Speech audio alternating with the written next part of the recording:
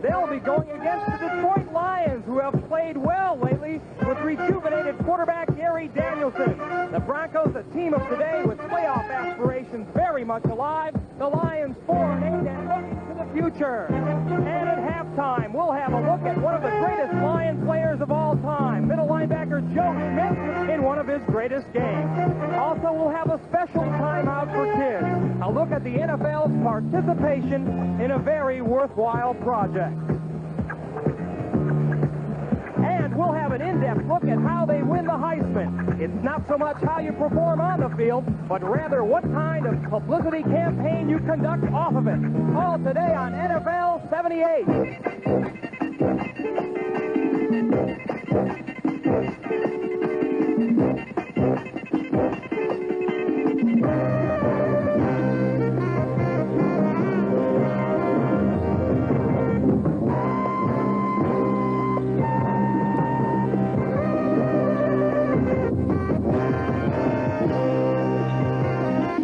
NBC Sports presents NFL 78, an inside look at professional football, and a preview of today's game.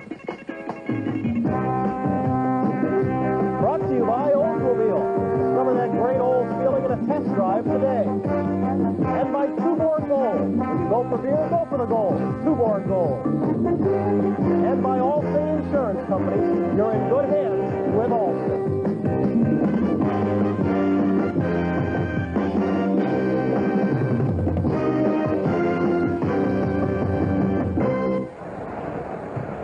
Happy Thanksgiving Day, everyone. I'm Mike Adamle inside the Silverdome in Pontiac, Michigan. Let me tell you that it's 45 degrees and pouring down rain outside the stadium, but inside the Silverdome it is a pleasant 62, just ideal football conditions. My old buddy Bryant Gumbel is holding down the fort in New York. And Bryant, traditionally the Lions have been world beaters on Thanksgiving Day, but in the last 6 years they have only won one game. Well, Mike, first of all, I'm not that old. But secondly, I think the reason they've kind of slacked off in recent years is they used to do it with defense in Detroit. Since then, their defense has gone downhill. Now they have the offense, and it's their opponent today, the Denver Broncos, who boast stopping people. Well, I was talking to General Manager Russ Thomas yesterday, Russ Thomas of the Lions, and he thinks the man that can turn it around for Detroit is new head coach Monty Clark. They're 4-8, but they are definitely on the upswing. Certainly, Clark has worked wonders, as has Gary Danielson. I tell you what, if you'll get out of my screen for a moment, okay, we'll take a look at just how the standings stand right now as we start week number 13. We'll start in the AFC East, where the New England Patriots now hold a one-game lead over the Miami Dolphins, and the Jets are fast fading. In the Central, the Pittsburgh Steelers rule the roost, but the Houston Oilers, with a big win Monday night, are now at 8-4 and sitting behind only two teams for a wild card berth. Over in the West, it is still Denver and Oakland. You heard Mike mention how close they are. But don't forget the San Diego Chargers. Right now, the football they're playing is as sound as any team in the NFL. Over in the NFC East, right now the Redskins and the Cowboys are tied at the top at 8-4. Today they'll resolve that tie in Irving, Texas. In the Central Division, the Pack has come back to the pack. Green Bay and Minnesota tied at the top right now, while in the West it is still the Rams and the Atlanta Falcons at 7-5. If we can change this one over, the Rams are on top. The Atlanta Falcons at 7-5 are still looking for a playoff berth. One team out of the playoff picture right now, the New York Giants. We'll see why when we come back.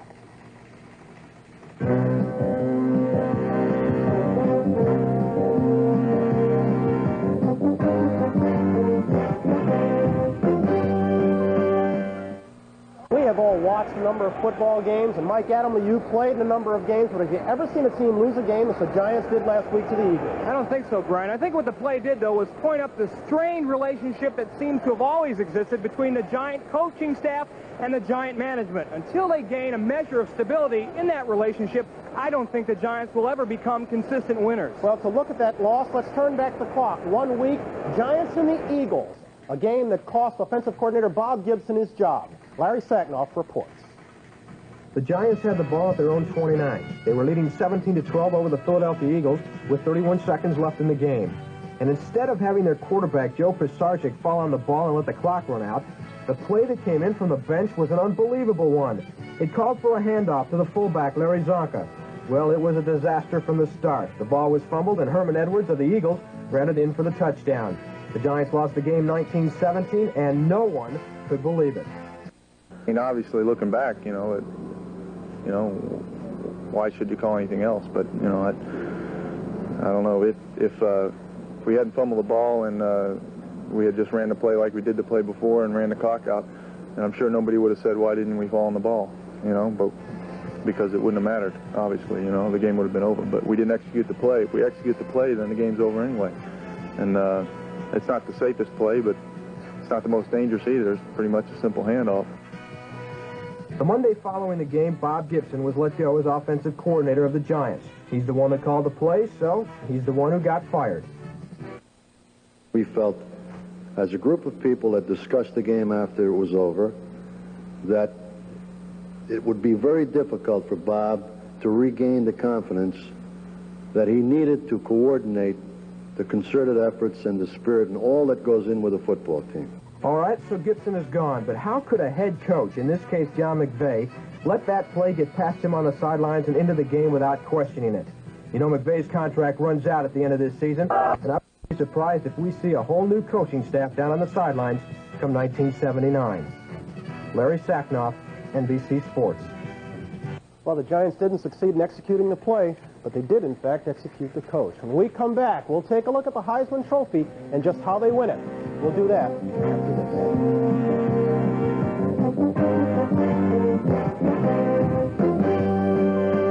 Professional football has become a year-round proposition, not only in the realm of conditioning and playing, but community involvement as well. The evolution of the Ronald House is just one example of how players' special commitment has benefited communities across the country. After an outstanding career at USC, Fred Hill went on to distinguish himself with the Philadelphia Eagles. He really couldn't have written his script any better. But in 1969, there was a tragedy. Hill's 3-year-old daughter, Kimberly, was stricken with leukemia. It was a sad thing because we didn't know, anything about the disease. We went to Dr. Audrey Evans, who was the head of hematology, and we said, we would like to donate some money to you, make a list. Fred Hill got in touch with us to see if there's anything that he or the Eagles could do for funds, to raise funds for us. And talking to Jim Murray, he said, can we not help you with the house that you plan? And so he made the dream reality very fast. Well, everybody can identify with a house. You either have a mortgage or a leak, or maybe you have both. And when you say it would be kind of neat if you could put people together that have the same problem. And that's exactly how this started. They need a place where they can stay, they being the family, not just the sick child. The sick child is no longer an inpatient. He's brought out of the hospital and put in the Ronald House. What happens is his mother, his father, his brothers, his sisters can come with him. In the minds of pediatric oncologists, the concept of a house was considered therapeutically essential for the more effective treatment of leukemia. The idea has caught on. With the support of Eagles owner Leonard Toews, the Bears' George Halas, and McDonald's Ray Kroc, and the tireless efforts of Dr. Edward Baum and attorney Charles Marino, the house became a reality in Chicago. Other cities have taken note. Planned openings are scheduled in early 1979. Even cities without NFL franchises have committed themselves to a project that has become a giant team effort. We have a team, and, I guess this has really got God's hands in it. There's no way this thing could have come this far, this fast. But you talk about, Thanksgiving Day and what America's all about. Here's a large corporation like McDonald's. Here's the National Football League and member teams. We're about 20 teams strong now in this program. You talk about football players, but the whole basis of what this is the parents, the doctors, and the children. But without the players' efforts, the Ronald House might not have witnessed such a dramatic success. John Cappelletti of Los Angeles, Steve Bartkowski of Atlanta, the Steelers' Jack Lambert, New York's Dave Jennings and Randy Rasmussen, Russ Francis of the Patriots, Ed O'Neill of the Lions, and Bill Berge are just some of the players who became more than casually involved in their area. Berge's teammates, Harold Carmichael and Vince Papali, pay regular visits in Philadelphia. Well, I was particularly impressed with the concept behind the Ronald McDonald House, and I come in contact with Dr. Evans, and she explained to me exactly what was going on, and it was just such a unique thing, and being a family man myself, that I thought if I were to have someone that had leukemia or had to go on an outpatient kind of a thing, that would be the sort of thing I would want for my family.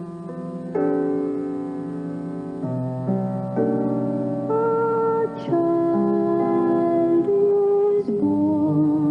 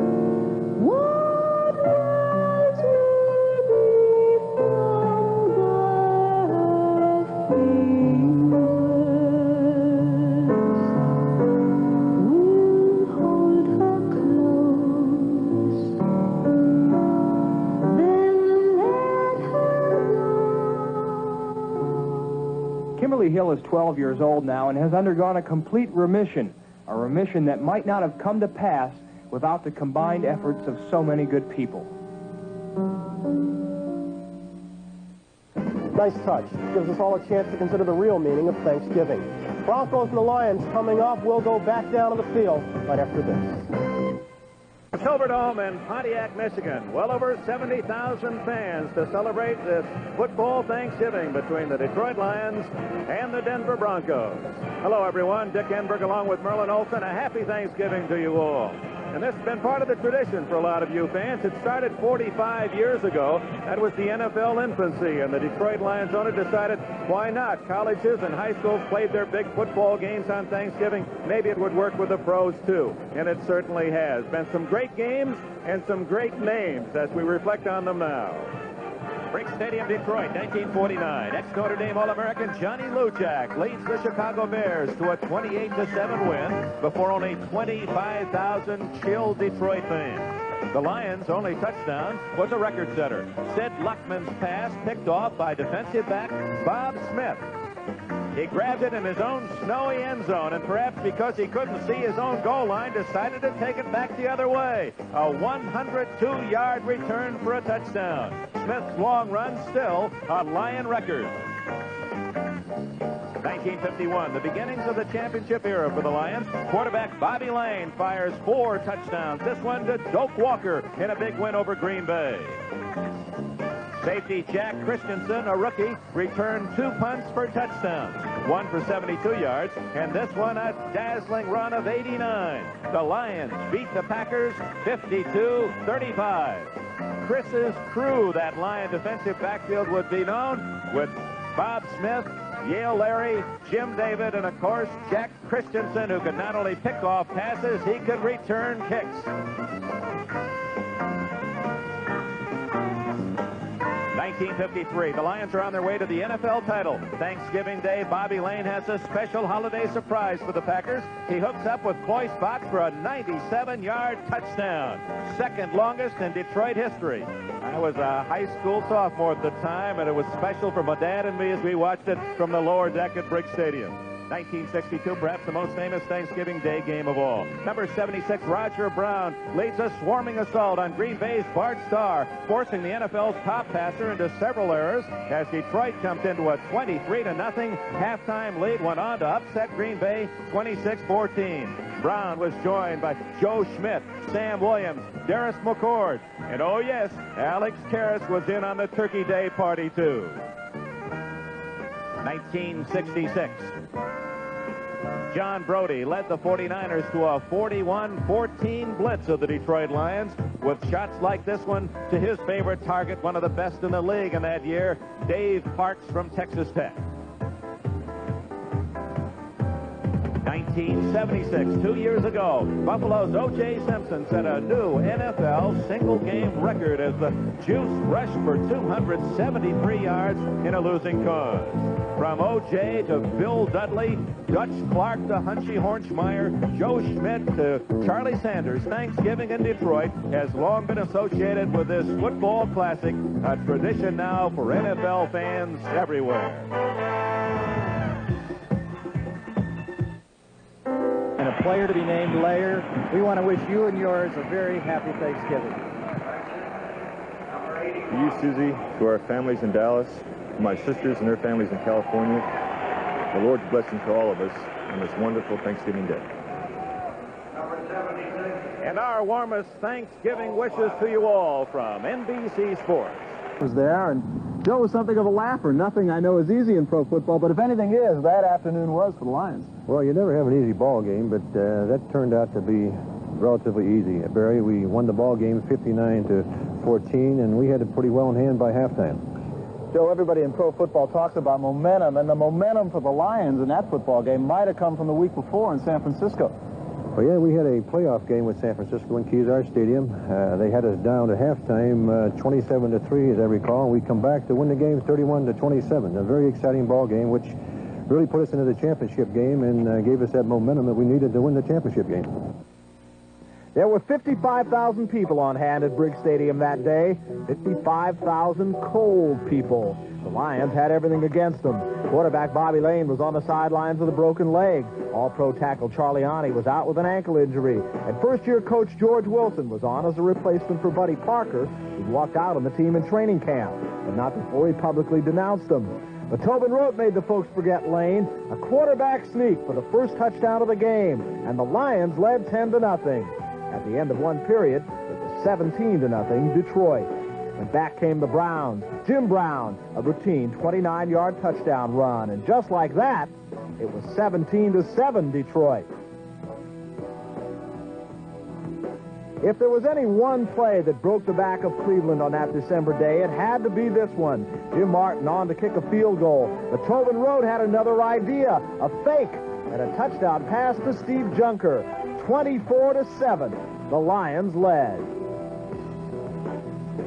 It didn't end there. Terry Barr scored on an interception for 31-7. And then, just into the final period, Joe Schmidt gets a helping hand from Yale Larry and gets an interception off a Milk Plum pass. First down upcoming for Detroit. You can see the down markers. You thought play action was something new? Tobin Rote. Play fake. 78 yards to Jim Doran, and the Lions never looked back after that. Doran into the end zone. Detroit touchdown. When the dust finally cleared, the scoreboard showed 59-14 Lions. It was the second biggest pasting in a championship game ever. Captain Joe Schmidt and the Detroit Lions were world champions.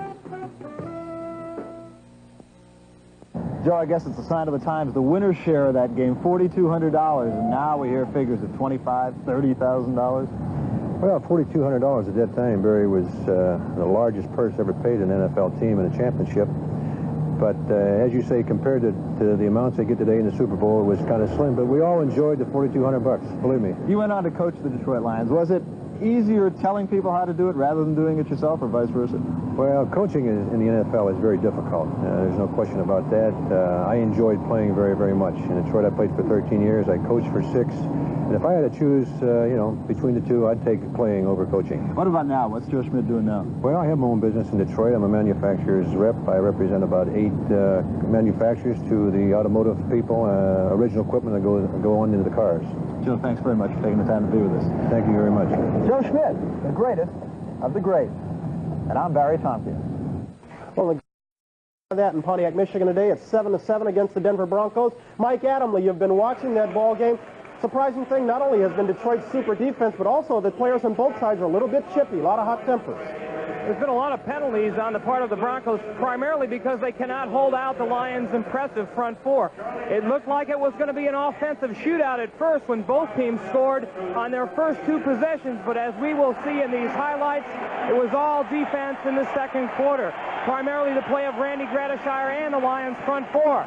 Gary Danielson got the Lions on the board first. Here he hits Luther Blue across the middle. Blue escapes the tackle of Steve Foley, and 2 plays later, Rick Kane, number 32, scores to make it 7-0, capping a 90-yard drive.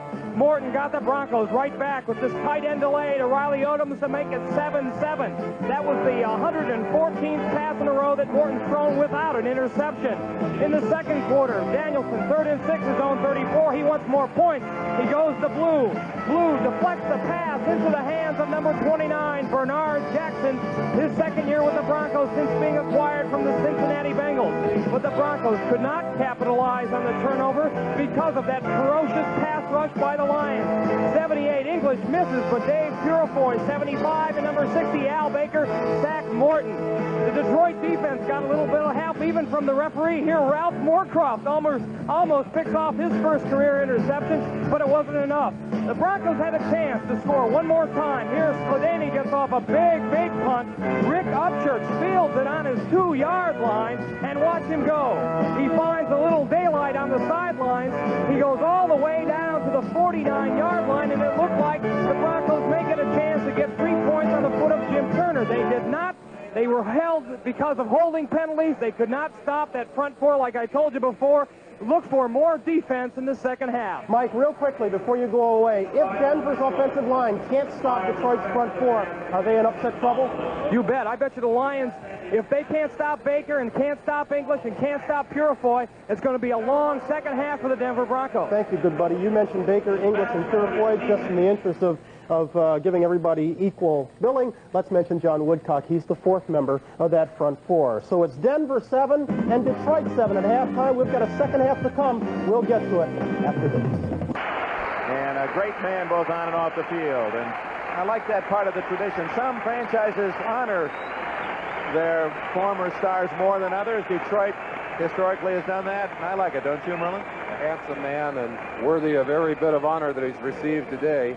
And I heard someone talk about young David Hill, gave him an excellent comment, said he's starting to look a little bit like Charlie Sanders. And Charlie made the big plays for this franchise over the years. Looking back at that first half, we've got to wonder at what happened to the two offenses.